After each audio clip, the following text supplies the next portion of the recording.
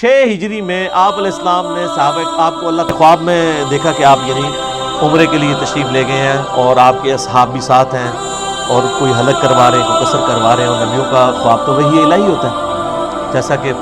سورہ الصافات میں ہے کہ ابراہیم علیہ السلام نے خواب دیکھا کہ میں اپنے بیٹے کو ذبح کر رہا ہوں، تو انہوں نے اپنے بیٹے سے ڈسکس کیا تو وہی الہی ہے، یہ نبی کا خواب جو بخاری مسلم کی حدیث ہے نبوت کا 46واں حصہ۔ تو آپ نے اپنے صاحب سے کہا کہ یہ مجھے اللہ نے حکم دے دیا سب،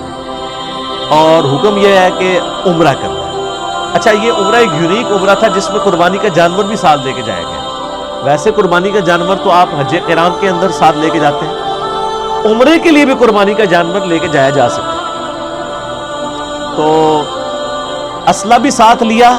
لیکن وہ بند اسلحہ تھا، یہ بھی ڈر تھا نا کہ کوئی حملہ نہ کر دے۔ تو بخاری مسلم میں آتا ہے کہ 1400 اصحاب، اور ایک روایت میں آتا ہے 1500،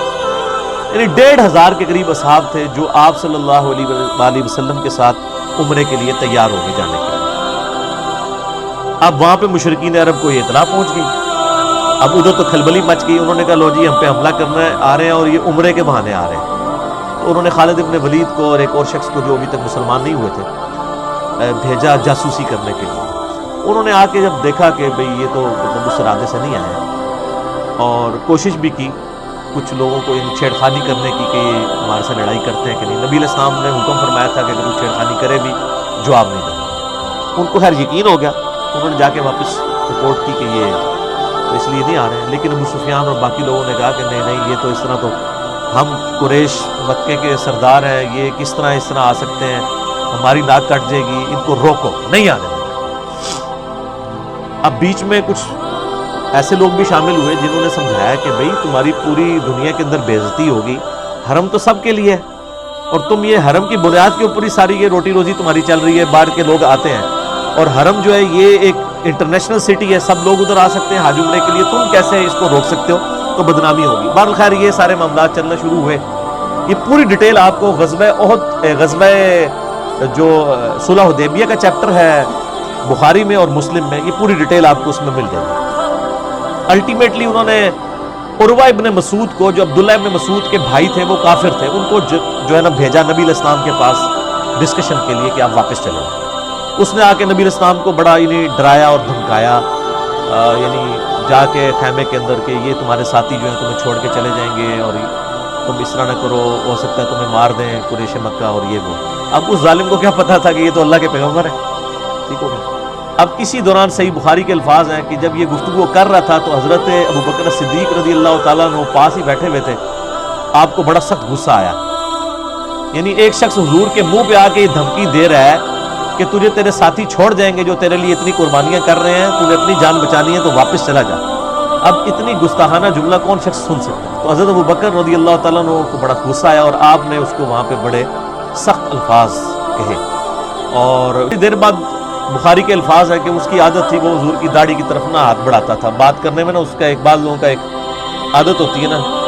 تو یہاں پہ بھی بعض لوگ جو ہیں وہ کسی کو منانے کے لیے اس کے داڑھی کو ہاتھ، تھوڑی کو ہاتھ لگاتے ہیں۔ تو جب وہ داڑھی کو ہاتھ لگاتا تو حضرت مغیرہ ابن شعبہ جو ہے نا وہ اپنی تلوار کا جو دستہ ہے نا بیک سائڈ کے اوپر، وہ اس کے ہاتھ پہ یوں مارتے کہ پیچھے کر گستاخ، اپنے ناپاک ہاتھوں کو نبی علیہ السلام کی داڑھی سے پیچھے کر۔ اچھا، تو اسی میں آتا ہے کہ جب حضرت ابوبکر نے اسے کہا تو اس نے کہا ابوبکر میں تجھے جواب دے سکتا ہوں اس بات کا، لیکن تیرا میرے اوپر احسان ہے، میں اپنی زبان بند کرتا ہوں۔ لیکن حضرت مغیرہ ابن شعبہ کے بارے میں جب بات ہوئی تو اس نے پھر کہا کہ بھی اس کو پھر انہوں نے، یعنی اس نے جواب دیا اور ان کی کوئی پرانی غلطی ذکر کر دی کہ انہوں نے وہ کہیں پہ چوری کی تھی، کوئی ڈاکہ مارا تھا اور مال لوٹ کے لے آئے تھے، اس کے بعد وہ مسلمان ہو گئے تھے۔ تو حالانکہ نبی علیہ السلام کے پاس جب آئے تو آپ نے کہا کہ تیرا اسلام قبول ہے، لیکن یہ مال میرے پاس نہیں تو نے جمع کرانا، مال تو جو ہے نا وہ جس کا ہے اس کو دے۔ تو اس کی طرف اس نے اشارہ کیا کہ اس وقت میں نے تجھے پناہ دی تھی نا جب تو نے لوگوں کا مال اس طرح ہڑپ کیا تھا۔ تو یہ مغیرہ ابن شعبہ رضی اللہ عنہ کو اس نے جواب دیا۔ اچھا جی، پھر اسی دوران نہ نبی علیہ السلام خیمے سے باہر تشریف لے کے آئے۔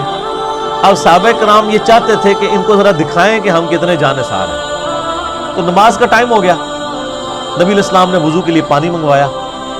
اب وہ جو تھا نا عروہ ابن مسعود، وہ وہیں پہ موجود تھا جو کافروں کی طرف سے ایلچی بن کے آیا ہوا تھا۔ یہ بخاری میں پوری حدیث ہے ڈیٹیل کے ساتھ، کتاب الشروط چیپٹر کے اندر۔ اب نبی علیہ السلام وضو کر رہے ہیں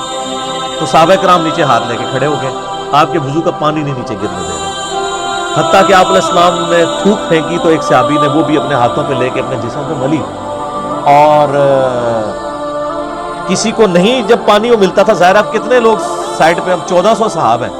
تو جس کا ہاتھ گیلا ہو جاتا تھا حضور کے وہ پانی گرنے کی وجہ سے وہ اس سے اپنا ہاتھ مل کے اپنے جسم پہ مل لیتا تھا۔ اب یہ وہ منظر جو ہے نا عروہ ابن مسعود جو ہے نا وہ ڈائریکٹ تو نہیں دیکھ رہا تھا، وہ شرمندگی اس کو محسوس ہو رہی تھی، کیونکہ ابھی تو وہ حضور کو کیا کہا تھا کہ یہ تو تجھے چھوڑ کے چلے جائیں گے، تو وہ حدیث کے الفاظ ہیں، وہ بعد میں مسلمان ہو گئے، پھر انہوں نے خود ہی روایت کی حدیث عروہ ابن مسعود نے، حتیٰ کہ بخاری مسلم میں حدیث ہے کہ حضرت عیسیٰ ابن مریم کو کسی نے دیکھنا ہے تو عروہ ابن مسعود کو دیکھ لیں، ان کی عام شکل ہے، میں نے ان کو شب معراج دیکھا ہے، گھنگریالے بالوں والے، تو یعنی وہ بڑے خوبصورت تھے، اسلام لانے سے پہلے بھی خوبصورت تھے۔ خوبصورتی کا تعلق جو ہے وہ عشق رسول سے یا اسلام لانے یا نہ لانے سے نہیں ہوتا، وہ اللہ تعالیٰ نے کسی کو خوبصورت بنا دیا تو وہ ابو لہب اتنا خوبصورت تھا، خوبصورتی کوئی کرائٹیریا نہیں کسی کے نیک ہونے، جنتی ہونے یا دوستی ہونے، بعد میں کوئی یہ تو نہیں اسلام لانے کے بعد ان کی شکل حضرت عیسیٰ والی بن گئی تھی، پہلے کی تھی،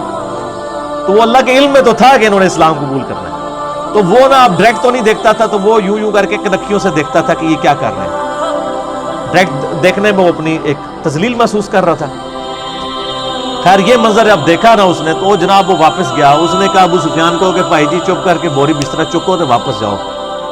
کیونکہ اس میں الفاظ ہیں بخاری کے، اس نے کہا کہ میں بڑے بڑے بادشاہوں کے دربار میں گیا ہوں، میں کیسر و کسرا رومن امپائر کے ہیڈ اور پرشین امپائر کے ہیڈ کے درباروں میں بھی گیا ہوں، میں نجاشی کے دربار میں بھی گیا ہوں، میں نے کسی بھی بادشاہ کی رعایا کو یہ تعظیم کرتے ہوئے نہیں دیکھا اپنے سردار کی جو محمد صلی اللہ علیہ وآلہ وسلم کے اصحاب کرتے ہیں۔ پھر اس نے آگے بیان کیا، اس نے کہا اللہ کی قسم جب وہ وضو کرتے ہیں وہ ان کا پانی نہیں نیچے گرنے دیتے، ان کا تھوک مبارک نہیں نیچے گرنے دیتے، اور اللہ کی قسم میں نے دیکھا کہ جب نبی علیہ السلام گفتگو کرتے ہیں تو وہ اس طریقے سے خاموش ہو جاتے ہیں گویا کہ ان کے سروں پر پرندے بیٹھے ہوئے ہیں، اور آپ کی بس زبان مبارک سے بات نکلنے کی دیر ہوتی ہے تو جھپٹ پڑتے ہیں وہ، اور وضو کا پانی لینے کے لیے وہ اس طرح کی توگو کرتے ہیں گویا آپس میں لڑ پڑیں گے۔ انہوں نے کہا یہ اس بندے کو آپ لائٹ نہ لیں تو چپ کر کے ان کے ساتھ معاہدہ کر لیں۔